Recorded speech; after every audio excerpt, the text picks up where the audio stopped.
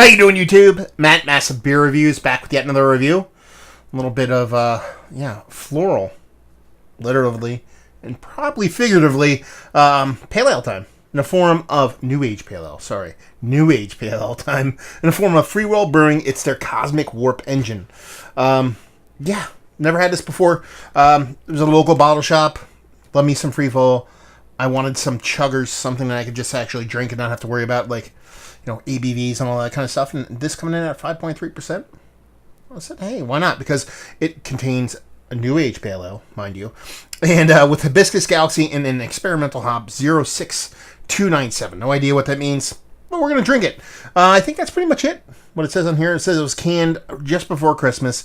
This is just before the end of January, so it's relatively fresh, and label-wise, it's pretty cool. I mean, it's just a big, shiny, pearlescent kind of label.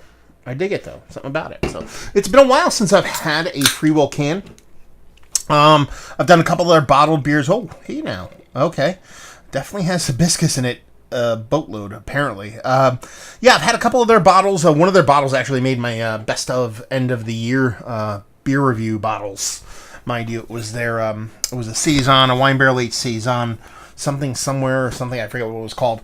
But it's been a while since I've actually had a can, and I'm kind of bumped. To be perfectly honest with you, it doesn't sound like it. It sounds like I'm very mull and what's the word I'm looking for? Kind of humdrum. But long week, end of the week, no work tomorrow. Yeah. Stories. Anyway, I mean, this beer looks crazy. It looks more like a fruit beer as opposed to a hibiscus beer.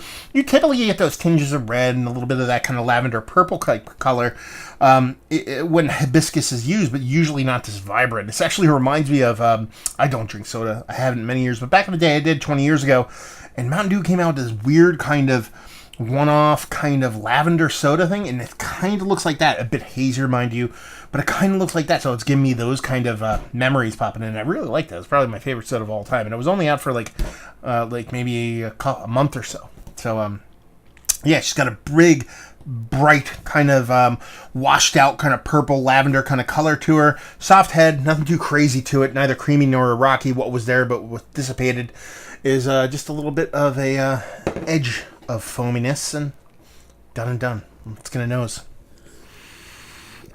That smells pretty fucking awesome, to be perfectly honest with you.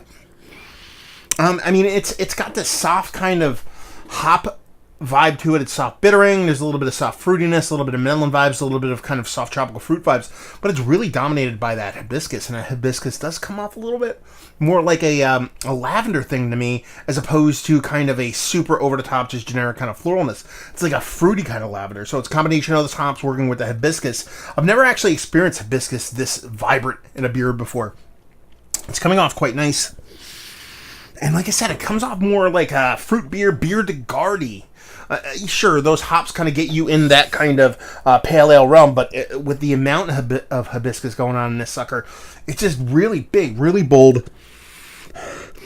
And by that I mean, you're talking about a 5.3% alcohol by volume beer, so it's not like a 2x4 to the face of those flavors, but for how small the beer is, and how hard it is to kind of yank those flavors out of hibiscus, it's really kind of cool to have it just that up front without getting too perfumey. That's the other part.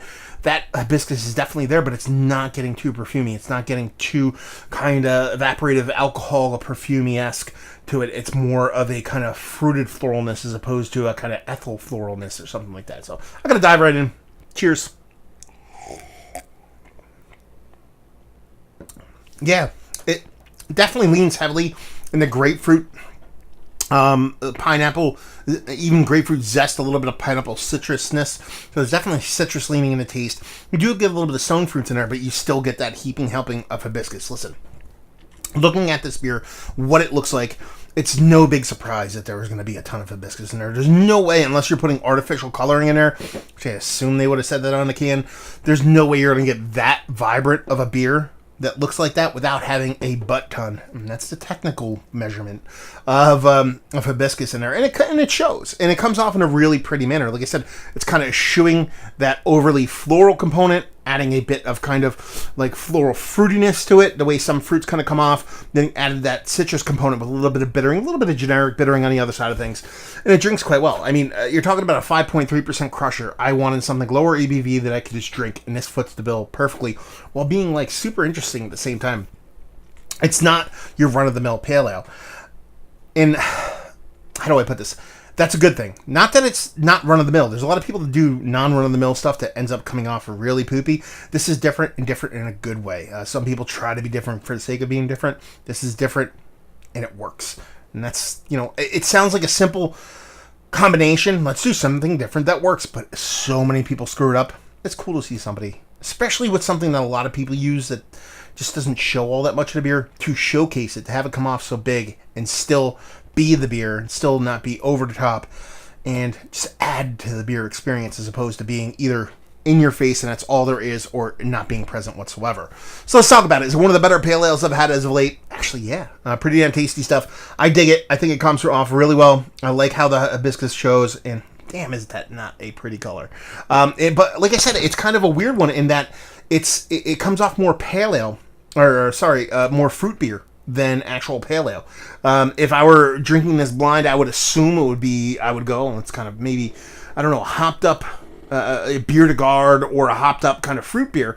That's how it leans for me. I'm cool with that. But if you go in this expecting your run-of-the-mill pale ale, you're just not going to get it. And leave you with, if you like what we like this, if you like just really fun, well-made beers, because that's how this kind of comes off. It's not your run-of-the-mill pale ale, but is a pale ale. It's made really well, and it showcases the most, first thing on a label. It showcases the key ingredient and showcases it well, and does it in a really thoughtful, fun kind of way. So I kind of dig it. So there you go. Another review in the books. Hopefully you guys enjoyed it. Down there if you want to talk about it. Massive Beers if you want to check me out doing the social media stuff. Beer Massive if you want to check this dude out doing the whole podcasting thing. And hopefully you guys enjoyed our review. Hopefully enjoying a nice little hibiscus beer right now. And hopefully see you next time. Cheers.